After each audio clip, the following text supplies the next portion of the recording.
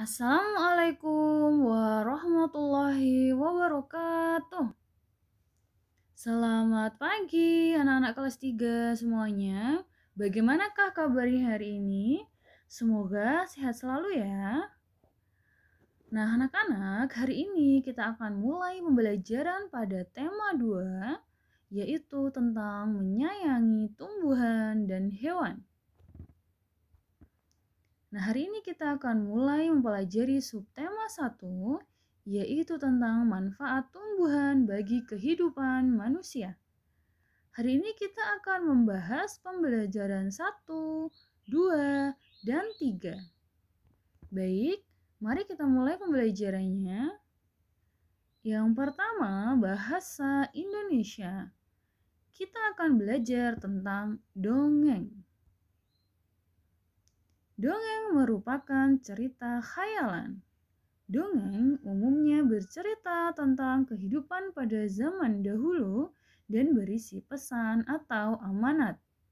Tokoh dalam dongeng biasanya manusia, hewan, atau tumbuhan. Dongeng memiliki alur yang sederhana. Alur adalah rangkaian peristiwa dalam cerita. Contoh dongeng yang terkenal di Indonesia ada Lutung Kasarung, Bawang Merah dan Bawang Putih, ada juga Malin Kundang. Nah, anak-anak, sudahkah kalian membaca dongeng-dongeng yang ada di sini? Kalau belum, dibaca ya. Nah, Ibu akan menjelaskan jenis-jenis dongeng. Yang pertama ada mite. Dongeng dengan latar belakang sejarah yang mengandung hal-hal ajaib dan dianggap suci. Yang kedua ada fabel. Dongeng yang tokohnya adalah hewan dan menceritakan tentang kehidupan mereka. Tadi ada dongeng tentang Lutung Kasarung. Nah, ini adalah contoh fabel.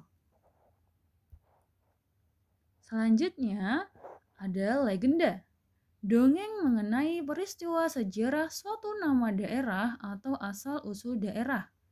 Contoh misal, legenda Tangkuban Perahu. Itu menceritakan bagaimana Tangkuban Perahu terbentuk. Selanjutnya ada parabel. Dongeng yang menggunakan perumpamaan untuk menyampaikan pesan moral. Yang kelima ada hikayat. Dongeng yang menceritakan kehebatan atau kepahlawanan seseorang. Misal nih, ada cerita tentang Wali Songo yang menyebarkan agama Islam di Indonesia. Nah, ini adalah jenis-jenis dongeng. Selanjutnya kita bahas unsur-unsur dalam dongeng. Yang pertama ada tokoh. Dongeng para pelaku yang ada di dalam dongeng. Jadi, misal tadi Lutung Kasarung, berarti Lutung Kasarung itu adalah contoh pelaku atau tokoh di dalam dongeng. Selanjutnya ada latar, yaitu tempat, waktu atau suasana dalam dongeng. Tempat misalnya di dalam hutan atau di sebuah kerajaan, ini adalah tempat. Waktu, pada zaman dahulu atau mungkin pada malam hari, pada siang hari, ini adalah contoh latar waktu. Kemudian latar suasana, misal suasana pada hari ini terasa dingin karena mendung.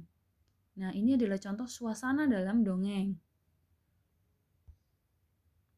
Nah, selanjutnya yang ketiga ada watak tokoh atau sifat dalam dongeng. Misalnya sifatnya ada pemarah atau mungkin ramah, ada yang sombong, cerdas. Ini adalah contoh-contoh watak tokoh. Kemudian yang keempat ada alur, rangkaian peristiwa dalam dongeng. Alur ada yang maju dan mundur. Alur maju itu misal menceritakan dari masa sekarang ke masa depan. Sedangkan alur mundur itu menceritakan dari masa lalu menuju ke masa depan. Selanjutnya yang kelima ada pesan atau amanat. Pesan yang ingin disampaikan penulis dongeng kepada para pembaca. Misal, jangan jadi anak yang sombong. Atau jangan jadi anak yang malas, ya. Itu adalah contoh pesan atau amanat dalam dongeng. Nah, anak-anak, ini adalah pembelajaran tentang dongeng. Sekarang kita lanjutkan membahas SBDP, yaitu tentang irama dan nada. Pola irama dalam bunyi benda. Bunyi benda yang berulang akan menghasilkan bunyi yang indah. Pola bunyi yang berulang akan menghasilkan pola irama. Pola irama dari berbagai bunyi juga dapat digabungkan menjadi musik. Bunyi benda bergantung pada benda yang bersentuhan. Misalnya, benda yang berbunyi saat digunakan, seperti kereta dorong dan mesin tik. Atau bunyi yang dihasilkan dari anggota tubuh seperti bersiul, berteriak, atau tepuk tangan.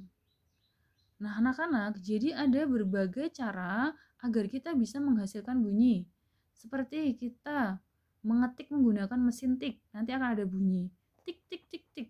Atau ketika kalian bersiul atau berteriak, itu akan menghasilkan bunyi. Nah, perhatikan contoh cara menghasilkan bunyi. Misal, kalian memukul-mukulkan pensil. Nah, nanti akan ada bunyi tik tik tik. Atau memukul bagian bawah ember. Nanti akan menghasilkan bunyi duk duk duk. Nah, nanti bunyi yang berkesinambungan ini akan menghasilkan nada.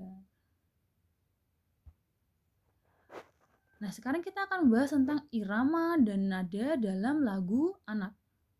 Jadi, di dalam sebuah lagu, itu nanti ada yang bunyinya tinggi dan ada yang bunyinya rendah. Dan itu dinamakan nada.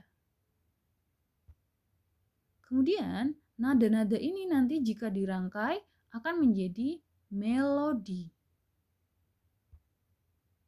Nah, melodi yang indah akan membentuk sebuah lagu. Nada dapat disusun menjadi tangga nada. Anak-anak sudah pernah melihat tangga nada? Nah, ini gambarnya. Do, re, mi, fa, sol, la, si, do.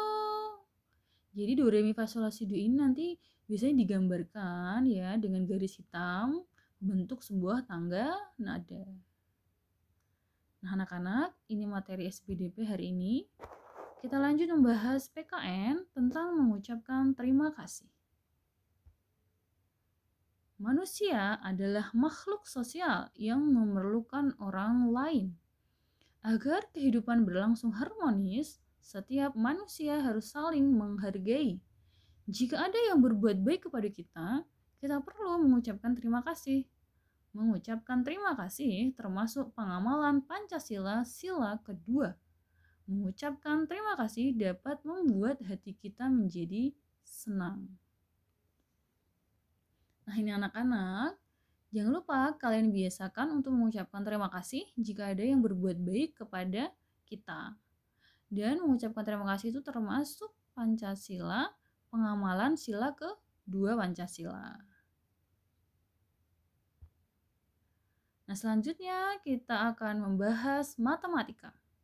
Hari ini kita akan belajar tentang sifat komutatif penjumlahan. Nah, apa itu sifat komutatif penjumlahan? Jadi, sifat komutatif itu disebut juga dengan sifat pertukaran. Nah, kita akan bahas sifat pertukaran pada penjumlahan. Operasi hitung penjumlahan bilangan cacah itu nanti berlaku sifat komutatif. Dan sifat komutatif itu disebut juga dengan sifat pertukaran. Contoh, A plus B sama dengan B plus A. A dan B merupakan bilangan cacah. Ya, bilangan cacah itu adalah bilangan 1, 2, 3, dan seterusnya. Nah, ketika anak-anak menjumlahkan A ditambah B, itu nanti sama saja hasilnya ketika kalian menjumlahkan B ditambah dengan A. Nah, inilah yang disebut dengan sifat pertukaran atau komutatif pada penjumlahan. Coba perhatikan contoh yang ada di sini. Ada keranjang yang pertama berisi 3 buah apel, yang kedua 4 buah apel. Nah, kita jumlahkan dulu. 3 apel ditambah 4 apel. Hasilnya berapa? 7 apel. Nah, sekarang kita balik. Kita jumlahkan 4 keranjang apel, kemudian diisi dengan ditambah dengan keranjang yang berisi 3 apel. Nah, ketika kita jumlahkan, hasilnya sama-sama 7. Nah, ini sama artinya bahwa 3 ditambah 4 itu sama dengan 7, atau sebaliknya, 4 ditambah 3 sama dengan 7. Jadi, jika ditukar letaknya, nanti akan menghasilkan jumlah yang sama.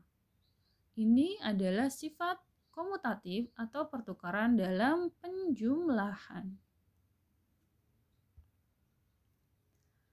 Nah, sekarang kita bahas contoh soal cerita yang ada di sini.